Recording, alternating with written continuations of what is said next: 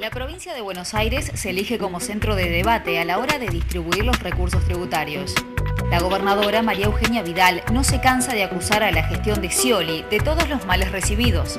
En el piso, la exministra de Economía de la provincia de Buenos Aires, Silvina Batakis.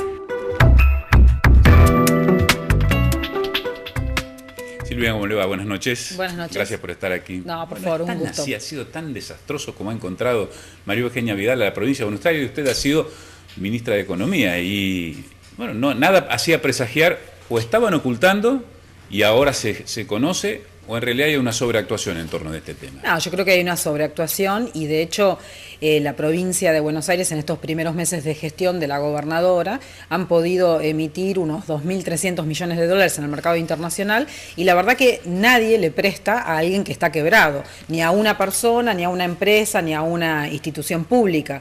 Y cuando se hace estas emisiones internacionales, lo que se presenta es la solvencia y la sustentabilidad de las finanzas públicas de la provincia para mostrar la capacidad de repago que tiene la provincia. Entonces, claramente la provincia tenía esta sustentabilidad fiscal que permitió que en febrero se hiciese la primera emisión, apenas ingresado el gobierno nuevo y después, bueno, que se hiciese otra. Y más o menos, pero para esa fecha es cuando se estaban mostrando autopistas inconclusas o rutas inconclusas en el interior de la provincia de Buenos Aires, como diciendo, o demostración de lo que había quedado. Sí, en realidad la provincia siempre está en marcha, es una provincia muy grande, como nos pasa a todas las provincias en Argentina, que los territorios son muy extensos, entonces siempre se está en movimiento y la verdad es que sí, nunca alcanza, ¿sí? Los recursos que tienen las provincias, las gestiones provinciales, nunca alcanza para poder cubrir todas las necesidades, pero era una provincia que estaba continuamente en movimiento y hoy, sin embargo, lo que uno no sabe es dónde están estos 2.300 millones de dólares, por ejemplo, que se emitieron, ¿Y ustedes que se allí, supone dónde que están? se supone que están asignados específicamente para la obra pública y la verdad que hoy no se ve una provincia en movimiento. En la apertura del programa hablábamos de esto, ¿no? Lo que se conoció ayer, los índices de pobreza. Algunos dicen, bueno, como dijo el presidente, este es el parámetro a partir del cual me tienen que entrar a medir. Otros dicen, en realidad blanquea lo que ya existía o que mal puede interpretarse que las medidas económicas que se han tomado ahora hayan llevado a semejante situación de pobreza. ¿Qué lectura hace usted de estos índices? En primer lugar, creo que hay una preocupación, tiene que haber una preocupación muy grande de todos quienes hoy están gobernando en ver los niveles de pobreza y de desempleo que tiene nuestro país. A ver, voy a ser más específico. Sí. Dicen, no creemos que en 6, 7, 8 meses la pobreza haya crecido tanto por estas medidas que tenían. Bueno, pero ellos mismos han divulgado la destrucción de empleo que ha habido por estas medidas.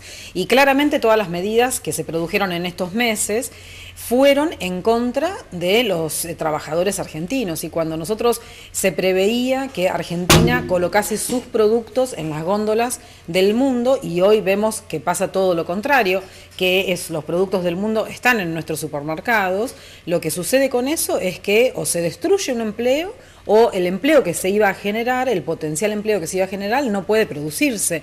Entonces, toda esta situación de desempleo nuevo, que también ha habido un reconocimiento por parte del Estado, claramente hace que se sume una buena parte de pobres dentro de todos los argentinos. Entonces, me parece que la evaluación uno la tiene que hacer desde el primer día porque los gobiernos toman decisiones económicas. Y tampoco es cierto que no haya habido opciones de gobierno. Siempre hay opciones de gobierno cuando uno gestiona, en política económica en particular, si se quiere, pero este gobierno tomó decisiones económicas que fueron como corriendo la vara de la expectativa que tenía la ciudadanía argentina. En primer lugar, había que eliminar la administración del tipo de cambio, después de eso había que cerrar con el tema de los buitres, y así sucesivamente para que viniesen inversiones. Y esas inversiones iban a reemplazar este modelo de consumo que tenía Argentina, y ese iba a ser el nuevo motor de la economía. Y la verdad que esto no sucedió.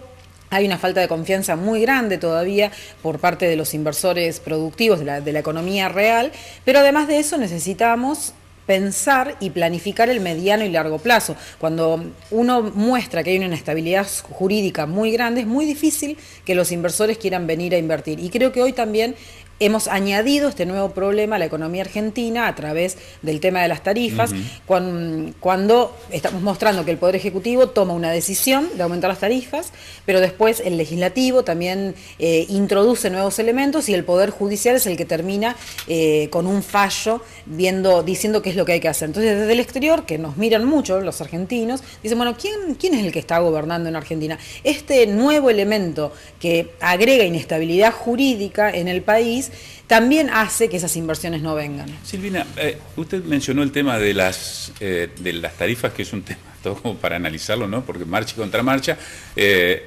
pero desde el oficialismo se lo rescata como virtud de poder rectificarse las cosas que se hicieron mal y acatar los fallos de la Corte. ¿Esa sí es una virtud? ¿O cuánto tiempo más un sistema económico puede tolerar prueba y error, o avance y rectificación? Sí, en primer lugar yo creo que no es prueba y error, sino que se toma una decisión económica y cuando ve que esta decisión económica es muy impopular, entonces ahí recién hay un retroceso solamente para tomar carrera y volver a hacerlo. El fallo de la Corte, en particular con el tema de las tarifas de gas, establecía muchos requisitos y lo único que cumplió este gobierno es cumplir con hacer la audiencia, pero sin embargo no se escuchó todo lo que vino en la audiencia, porque la primera persona, el primer orador es el ministro de Energía y él ahí anuncia cuánto va a ser el aumento de energía. O sea que todo lo que vino después no tenía sentido en realidad. Pero además no se cumplió con lo que decía la Corte, con todos los criterios de la Corte. Así que creo que no es fallo y error, prueba y error, sino que hay decisiones económicas. Y por otra parte, creo que en el medio la gente la pasa mal, porque cuando nosotros en estos 7, 8 meses el país tiene una tasa de inflación que es la más alta durante muchos años en Argentina, y cuando vuelve hoy decimos que la tasa de inflación está bajando, pero en realidad vamos a tener niveles de inflación similares a los que teníamos previos a este gobierno, pero que el saldo en el medio es desempleo y pobreza, más desempleo y más pobreza. Entonces, la verdad que me parece grave respecto de la gente, y por otra parte no se puede llegar al Estado a aprender. Uno tiene que darle al Estado todas las condiciones y todo el conocimiento que uno tiene para gestionar para la gente, porque en el medio hay familias con nombre y apellido que la pasan mal. Usted era una referente económica, de hecho de haber sido ministra de Economía de Daniel Scioli, y Daniel Scioli como candidato. La hemos seguido en más de una exposición en los medios de comunicación. De todo lo que hizo el gobierno de Cambiemos y de Mauricio Macri, creo que algunos, no sé si en el mismo tenor o con la misma modalidad, pero ustedes reconocían que había que tocar el tipo de cambio, que estaba atrasado, que había un atraso tarifario y el esquema de subsidios había que reformularlo. ¿Qué cosas habrían hecho en el mismo sentido, quizás con otra modalidad, y qué cosas no habrían hecho? En el caso de haber sido gobierno. Sí, en primer lugar insisto con esto de que había opciones y nosotros teníamos un plan de desarrollo con equidad territorial que era mirar en cada una de las localidades de Argentina junto con las provincias y con los gobiernos locales y tratar de hacer un plan de desarrollo que tuviese una simbiosis entre el sector público local, el sector de la economía real local, junto con los sistemas científicos para poder desarrollar la economía regional y generar empleo. Pero respecto de estos otros elementos que vos mencionabas, respecto de la administración del tipo de cambio, o del llamado mal cepo, a mi entender, todos dicen, bueno, fue exitoso la salida del cepo, y la verdad que exitoso hubiese sido que hubiesen salido a $11, y no con una devaluación del 50% que luego se trasladó a inflación y vulneró el bolsillo de todos los argentinos. O sea, no fue exitoso, ¿sí?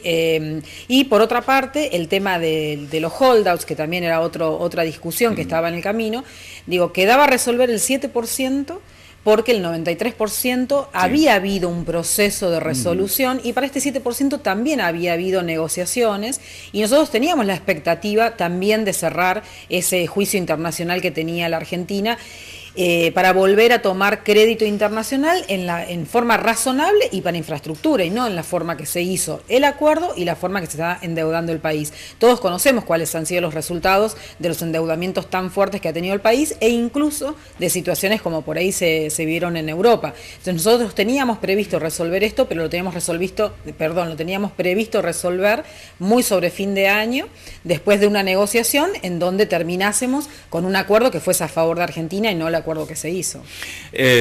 A propósito de lo que usted mencionaba recién, ¿no? En torno del endeudamiento se sostiene que de hecho es así, hay un creciente endeudamiento externo por parte del país, apelando a los que se dicen capitales baratos en el mundo, y que la Argentina tiene todavía desandando un camino de desendeudamiento que había llevado adelante el gobierno de Néstor y Cristina Kirchner. Pero por otro lado, aquellos que dicen, los que nos critican por esto, no miran el endeudamiento interno al que estaba sometido el anterior gobierno, debiéndole al ANSES, al Banco Central, al Tesoro y a distintos organismos públicos por colocación de deuda. Para el televidente común, ¿no? ¿En qué se diferencian aquella deuda, ese stock de deuda que tenía el kirchnerismo con este que tiene el macrismo? En primer lugar, cuando un país se endeuda para generar infraestructura productiva, para generar volumen productivo, para diversificar la matriz productiva, la verdad que es un endeudamiento positivo. Hoy en Argentina no se está viendo esto. Pero por otra parte, Argentina tenía un nivel de deuda respecto de la producción que se genera en Argentina muy, muy bajo. Uno de los indicadores más bajos que tenían todos los países en el mundo.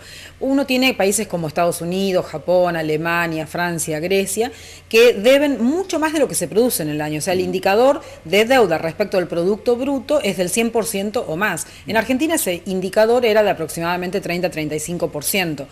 Pero lo más importante en realidad es que uno en Estados Unidos se endeuda en la moneda local. Entonces el gobierno de Estados Unidos recauda dólares y puede pagar su deuda en esa moneda. El gobierno de Alemania se endeuda en euros, pero cuando recauda en euros. Nosotros en Argentina recaudamos pesos. Con esos pesos tenemos que comprar dólares para poder pagar eso. Y no se sabe cuándo vamos a tener o no los dólares para poder afrontar estos pagos internacionales. Por eso siempre es mucho mejor tener deudas en monedas soberanas, ¿sí? Entonces uno puede saber cómo va a ser la planificación de ese peso de la moneda nacional a lo largo de los años. En cambio, con la moneda internacional no se conoce esa planificación, pero por otra parte no se sabe si se tiene los dólares para poder hacer frente al pago de esa deuda. También le endilgan al kirchnerismo que apelaba a la maquinita para poder pagar la deuda. Bueno, todas las monetizaciones que se hacen es básicamente esto. Lo que más que nada, lo que creo yo que se apuntaba en aquel momento era en una receta clásica de la economía, que cuando uno monetiza o esto que vos decís, la maquinita, se genera inflación. Y pudimos ver a lo largo de estos 8 meses de gestión que la monetización fue disminuyendo y tuvimos las tasas de inflación más altas. O sea que este diagnóstico en el cual este gobierno está basando sus medidas es un diagnóstico equivocado. Silvina, usted como economista, como exministra de Economía de la provincia de Buenos Aires, se debe cruzar con sus colegas economistas y más allá del condimento político partidario, se deben sentar y usted le debe preguntar a la gente de Cambiemos o al Minequipo Económico, a sus colaboradores, ¿cómo sigue esto? Porque la economía no da buenas noticias, caída del consumo, caída de la producción, aumento de la pobreza, aumento del desempleo. Me imagino que deben estar preocupados. ¿Usted entiende qué preocupación podemos decirle así, colegas? La verdad que no tengo reuniones con ellos, pero sí por ahí reuniones con muchos empresarios, con pequeños productores del sector agropecuario, y la verdad que hay una preocupación muy fuerte por lo que está pasando. Y lo que me parece importante también es que hay mucha preocupación en distintos lugares de Argentina. No es una cosa que es puntual, que se puede resolver en alguna ciudad, sino que lamentablemente el panorama nacional es muy complicado y de mucha preocupación. Lo que se aspira, por lo menos lo que uno ve del presupuesto nacional 2017 que fue enviado al Congreso la semana pasada, es que se aspira a un crecimiento del Producto Bruto el año que viene del 3,5%, y lo que nosotros sabemos es que los países en desarrollo no logran distribuir riqueza, no logran incorporar la demografía que generamos a la matriz productiva si no crecen por arriba del 4 o 5% sostenidamente. Y si este año vamos a tener una caída del 1,5-2%, un crecimiento del 3,5% lo único que hace es compensar la caída que tuvimos este año. O sea, no se van a generar nuevos puestos, nuevas fuentes de trabajo. Y la verdad que eso es una situación preocupante, y yo aspiro a que el gobierno mire estos indicadores, no solamente los que genera el INDEC, sino los que se están generando a través de universidades, cámaras, sindicatos, para tomar de alguna forma una alerta, para sentir una alerta y tomar medidas que puedan de alguna forma conducir la economía hacia otro lado. Hoy, o en estos últimos días, se está asistiendo a una discusión, una previa, de entrar a ver de qué manera se reparte la torta de los impuestos entre la nación y la provincia en la coparticipación primaria y después la coparticipación secundaria, donde la provincia de Buenos Aires, desde su gestión inclusive, venía tocando pito diciendo, ojo, nosotros queremos recuperar parte de la torta. ¿Es así? ¿Y cómo se puede hacer, si esto se da, sin que se afecten a aquellas provincias que tienen menos capacidad de desarrollo? No estamos hablando de las provincias de la Pampa Húmeda, sino aquellas que están más alejadas. Sí, en primer lugar, el federalismo no es solo fiscal. Cuando uno habla de federalismo también habla de esto, de competitividad, de productividad, de potencialidades que tienen las provincias y de oportunidades que tuvieron las provincias. No es lo mismo hablar de provincia de Buenos Aires, que genera el 55% del valor agregado industrial y con esto tiene una base para poder sacar tributos mucho más fuerte que otras provincias, a provincias del norte de Argentina, provincias limítrofes con la provincia de Santa Fe, que no tienen gas para poder ser competitivos y producir. Entonces no estamos hablando de lo mismo. Entonces, el federalismo no tiene por qué tener solo una mirada fiscal. Claramente la provincia de Buenos Aires es una provincia que pierde participación relativa en la renta federal todos los años. Y es la única jurisdicción a la que le sucede esto, porque históricamente se le ha puesto un tope en una forma de distribuirla a todas las provincias y genera que todos los años participe menos. Es decir, la provincia de Buenos Aires en algún momento tuvo el 25, 26%, 27% de la renta federal, y hoy es el 18%, el año pasado era el 19,1%. ¿Sí? Todos los años va bajando la participación relativa. Esto no quiere decir que Provincia de Buenos Aires no tenga que ser la aportante neta al sistema, por estas otras cosas que decíamos. Porque la Provincia de Buenos Aires tiene de dónde tener recursos propios más que otras provincias. Pero fíjese que a principios de gestión decían, si la nación no ayuda a la Provincia de Buenos Aires no se podían pagar los sueldos. ¿Era tan grave decir esta pérdida de recursos?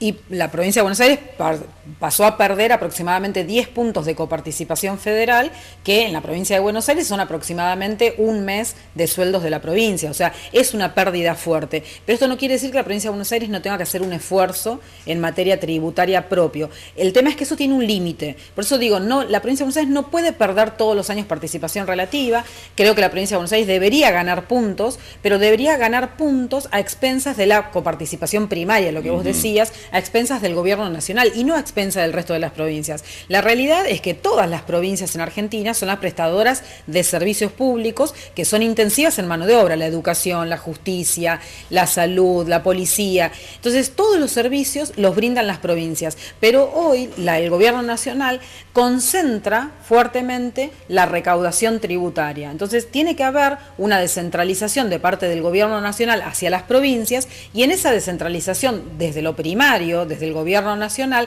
Provincia de Buenos Aires tiene que tener un capítulo especial que contemple esta situación que estábamos hablando antes. Pero de ninguna manera Buenos Aires puede dejar de ser aportante neta, porque no es lo mismo la relación que decíamos antes de oportunidad y de capacidades de una provincia como Chaco, Misiones, Formosa, Jujuy, respecto de lo que es la provincia de Buenos Aires. Si no estaba tan mal la provincia de Buenos Aires, ¿por qué hay tanto silencio de justicialismo? Creo que todo el movimiento peronista estuvo de acuerdo en que había que dejar pasar unos meses, que era un tiempo prudencial para que ellos conocieran lo que era la provincia. Creo que se sorprendieron al conocer los números de las provincias y cómo es la gestión de la provincia y los límites que tiene esa gestión provincial. Y bueno, hoy la verdad que todos los dirigentes están hablando, y nucleados si se quiere, en la discusión del presupuesto provincial, están hablando de esto. Bueno, les dimos la posibilidad, un año, les votamos su presupuesto, votamos un endeudamiento que pedían, que nos parecía excesivo y que se redujo a la mitad, pero que igual se votó.